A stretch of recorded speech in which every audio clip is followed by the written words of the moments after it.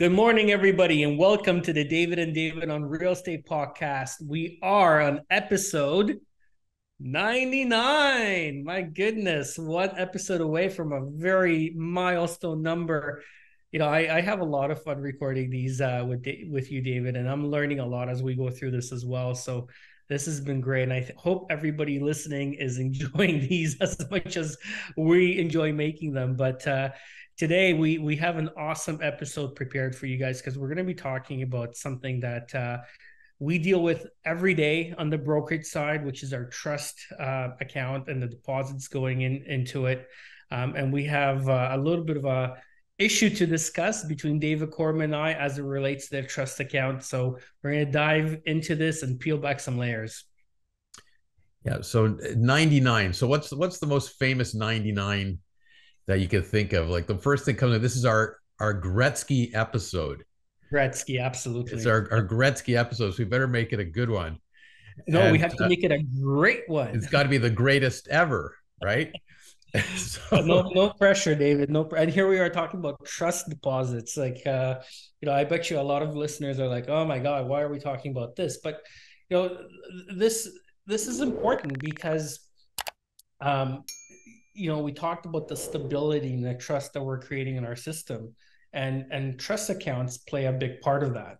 You have a trust account, we maintain a trust account, and trust accounts are sacred because trust money is not money that belongs to the brokerage, is not money that belongs to your firm. This is money that belongs to our mutual clients, and there's certain rules and regulations that govern the trust account where we have to be held to the strictest and highest standards in how we account and how we maintain our trust accounts.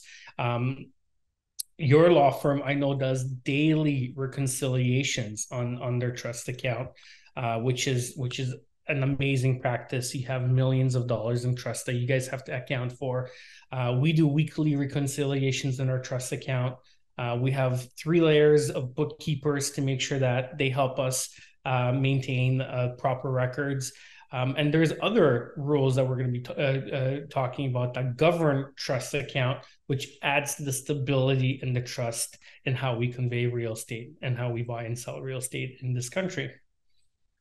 right, and us in our firm as a law firm, we're governed by the Law Society regulations, and we're subject to audits, and there are regular audits in our industry, and you can always expect an audit. You're going to have a random audit for sure within every 10 years at minimum, but we've had it sometimes a year or two apart, and they give you a very little notice. They said, we're coming in next week and we want to see all your files, and sometimes they just pull out random lists of your files and just, I want to see this file, this file, this file, this file, and they just do audits. In your industry, you're governed by your RICO obligations and things like that. Same thing, you're subject to audits, and you're coming in, and on what circumstances you're allowed to release the money. And in your business, when you're getting a deposit into your trust account, if the transaction closes in the normal course, that money will be used to pay commissions, and then the balance would usually go to a seller. But when the money comes in, you don't know that the transaction is necessarily going to close, and it might be that the buyer's entitled to that money at the end of the day. So you have to be very careful about at what point are you prepared to release the money. You need confirmation the transaction closed, and you can release, pay commissions and then release the balance to the seller. But what happens, and this is where the issues come up, what happens if the transaction doesn't close? And the seller says, hey, that's my money. That was a deposit. It's forfeit to me. And the buyer says, no, wait a second. I'm entitled to that money back because maybe the seller didn't do something right, or they're alleging it. So now what do you do? Right? What are you waiting for? What do you need in order for you to touch that trust money? Yeah, and the simple answer is that we need all parties' consent to the transaction. So the buyers and the sellers. If there's 2 buyers, then we need 2 of the buyer's signature. If there's 2 sellers, then we need 2 sellers' signature. So in total, we would need 4 signatures and a letter of direction to the brokerage. So all parties to the transaction would have to direct the brokerage to release the funds to a particular person, a law firm, a particular party, one of the parties, two of the parties, whatever the consensus is of all the parties that are party to the transaction. Right. So sometimes, the parties agree that the transaction's dead and it's not going anywhere, and they're prepared to sign a mutual release on a standard form that you would use for that. And built right into that mutual release will be a direction that they're directing the money goes back to the buyer, or maybe the money's gets split or whatever they do. But it's usually often part of the same document that all parties to the transaction will sign. And built into that is a release for each, seller's releasing the buyer, buyer's releasing the seller, but they're usually also releasing the agents and the brokerage as well as part of that. But when the parties aren't necessarily in agreement, but when it's one side saying, hey, you weren't able to close, therefore you're in breach and I'm entitled to the deposit monies, and they're not providing me with a mutual release, it gets a little more complicated, because now you're getting demands by different parties saying, I'm entitled to that money, give it to me. Right. And you, as the holder of the trust account, have to be very careful and ensure that everybody's on side in doing that. Right.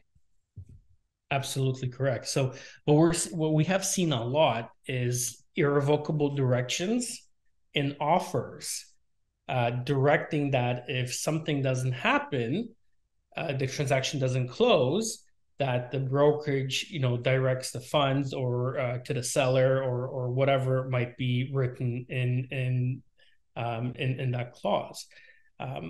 That's a little bit easier to deal with because you have all four signatures on that piece of paper. However, it gets complicated if we receive a letter from a lawyer representing the buyer saying, hey, we're disputing this because X, Y, and Z, seller did this, seller did that. So, we're going to court, do not release the funds. Then the brokerage is in a little bit of a predicament because there's four signatures and it's an irrevocable direction. However, now we're getting a lawyer saying, hey, listen, this is going to litigation. So, we're not in agreement with this, even though we've consented to it, something's changed, don't release the funds. So that's a much more difficult situation for the brokerage to be a part of. Right. And the reality is, at that point, you're going to be named as a party in a litigation process, not because they're necessarily coming after you or alleging any impropriety on your part, but they need to get an order from a court that's binding on you, that's directing you to give it to party A or give it to party B, or to pay the money into court or to do something. So in order to have an order binding upon you, even though the dispute's really between buyer and seller, they have to name your brokerage as a party to the action, because they need a judge to give an order against you. Right. So, and that's okay, because at least nobody's alleging that you did something improper. Right. That's different if you're being added to a lawsuit where they're saying, hey, you gave the money to the seller and you shouldn't have, because we sent you a letter saying don't do it. So you got to be careful, because you don't want to be in that position. No, that's Right. not. You better say, hey, I'm prepared to sit on it until someone gets a court order telling me what to do. Yeah, and that's a much safer position for the brokerage to take. And in reality, it's a safer position to take for both parties, because at the end of the day, the brokerage isn't there to act as a judge and jury. We're there to strictly follow the rules and making sure that we protect the money that's in our trust account, for whoever's behalf that a court determines that the money belongs to at the end of the day. But in that situation, if we do have an irrevocable direction, David, and we get a letter from a lawyer saying, hey, listen, we disagree with some facts, and we're instructing you to hold the money, I would err on the side of caution. But from a legal standpoint, what would you advise me to do in that situation? I would advise you to do exactly what your instincts are, to err on the side of caution, to say, I've gotten your vote direction. I think I'm entitled to comply with that. However, I've now got this letter from a lawyer threatening legal action, why should you stick your neck out and take a risk? As long as they're moving in a timely fashion, they're actually going to court, or the parties are going to give them a reasonable time to try and settle it.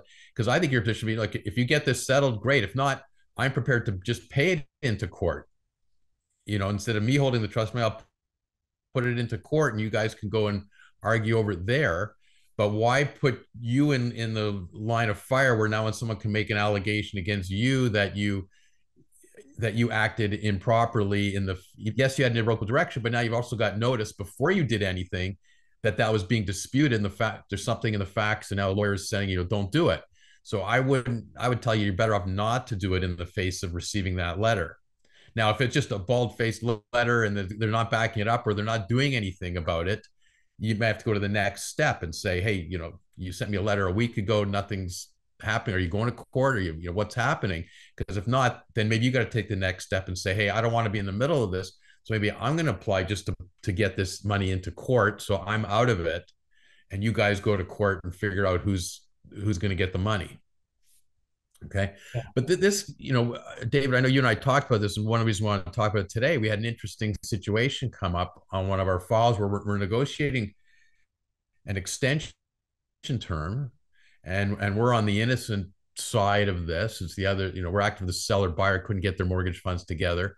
So one of the conditions that we negotiated in the extension was that if they don't close on the extension date, we built in an irrevocable direction from the buyer to the brokerage holding the deposit money, saying, hey, if they don't close on the extension date, we authorize the brokerage to release the money to the seller as soon as they get a copy of this extension letter. And that's agreed to. It's signed, but it was signed. The extension letter was signed by the two law firms the buyer, law firm the seller, on behalf of their clients. We agreed to all these extension terms. There was 10 different terms, one of which is, if you don't close on the date, we can give this to the brokerage and you have to give the money to the seller.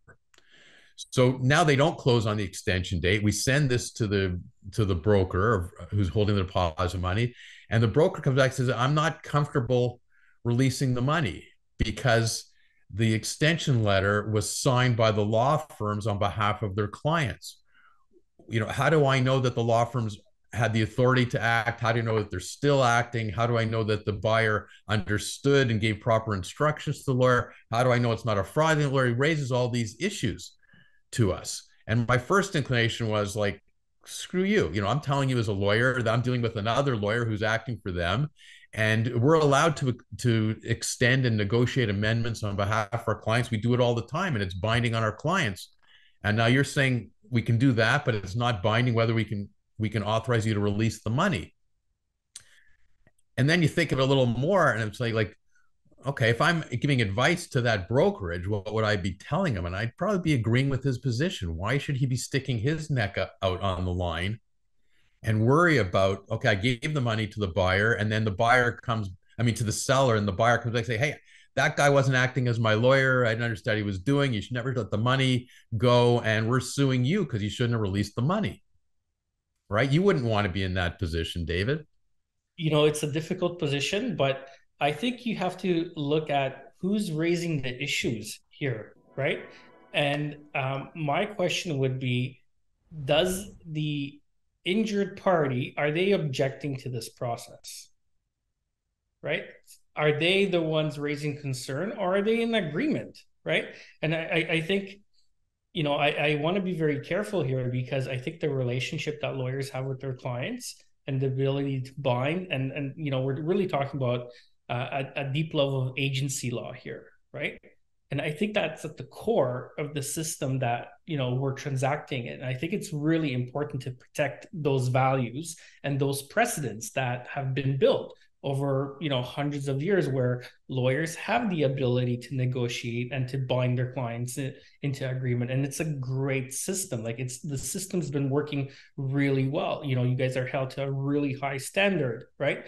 There are questions that arise out of this, without a doubt, whether that law firm has a relationship, whether they're retained, whether they're acting for the buyer. So it does pose a lot of questions. But does the party in breach have an issue with those funds being released. So, maybe the answer here is to take it one step further, and maybe the lawyer that binded his clients into that action now has an obligation to sit down with his clients and explain to them that, hey, you guys breached these terms and I explained them to you. And now you have to sign this further direction to the brokerage, which authorizes them to release the funds. So I think it's a very valid question that this particular brokerage raised, but I want to be very careful that we don't breach those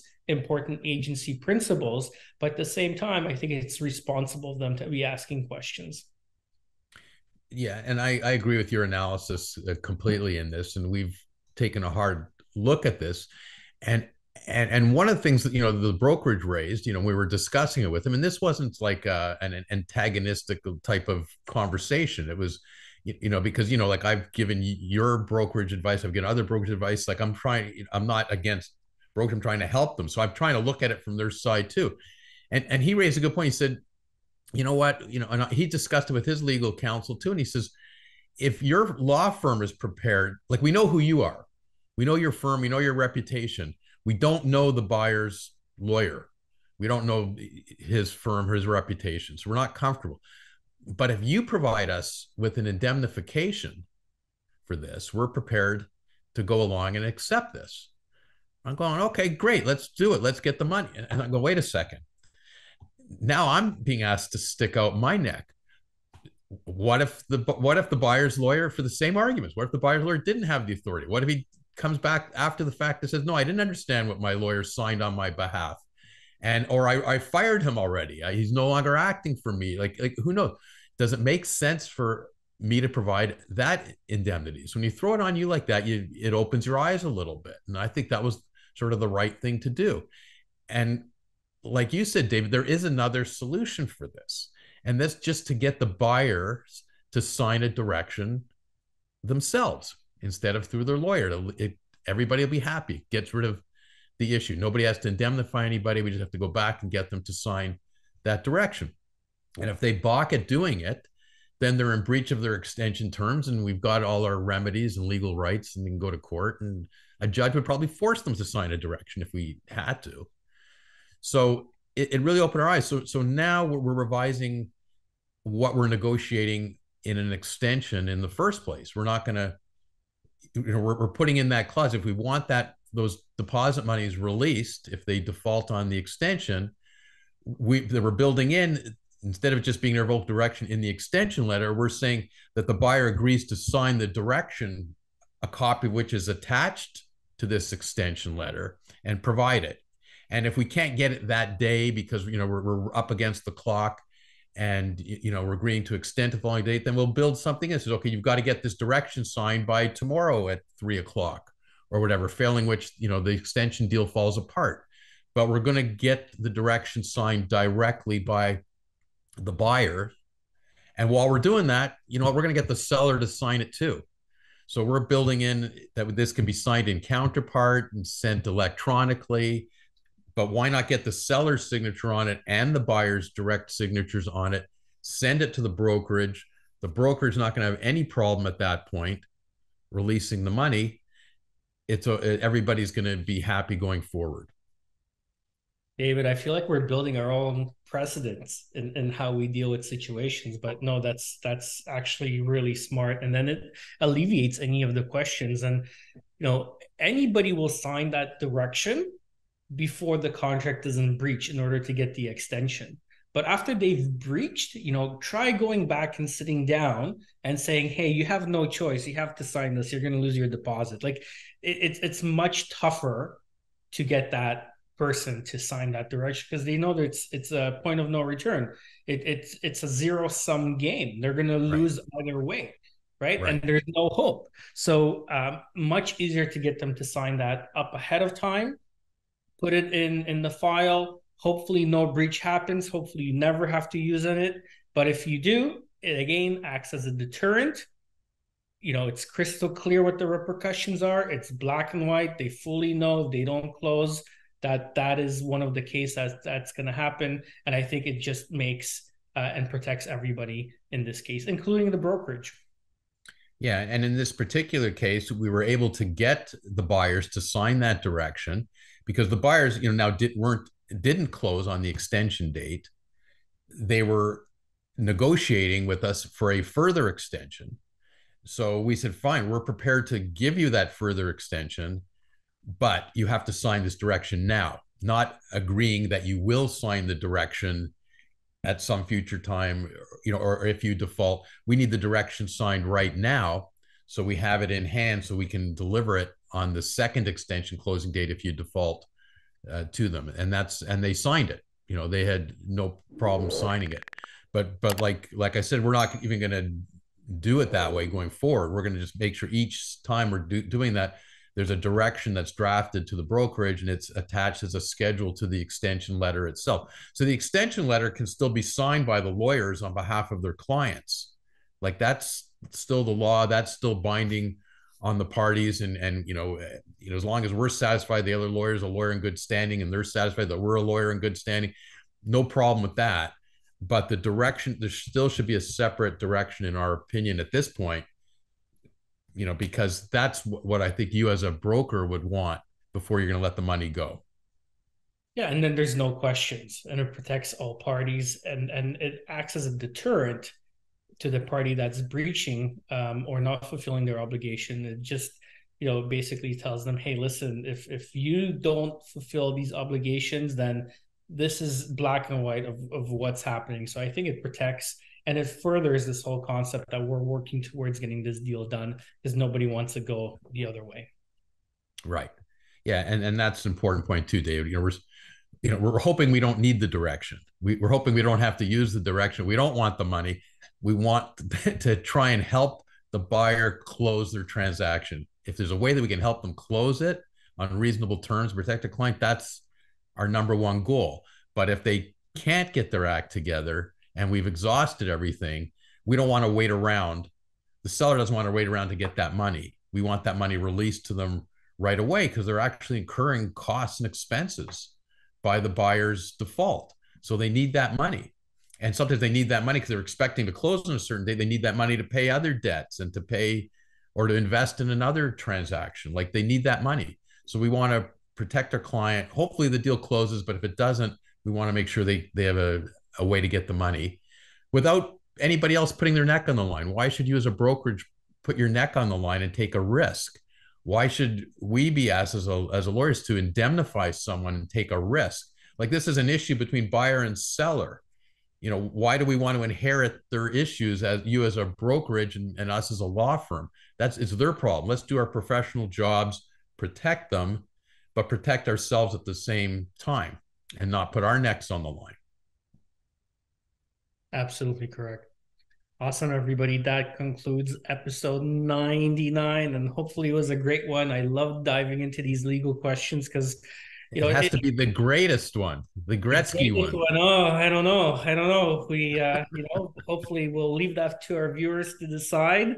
But any questions? I know we covered a lot of legal concepts in the last 3 episodes. So any questions, please reach out to David Korman. Reach out to me. We're happy to answer your questions. We're happy to connect with you. We're happy to help you navigate the intricacies of selling and buying real estate in today's market because there's a lot to consider. Happy selling, everybody. Thank you so much for joining us. And next time, we're going to be on the iconic, on the milestone episode of 100. David and David on real estate, episode 100. Who would have thunk it? Love it. See you guys next time. Thank you. Thanks, David.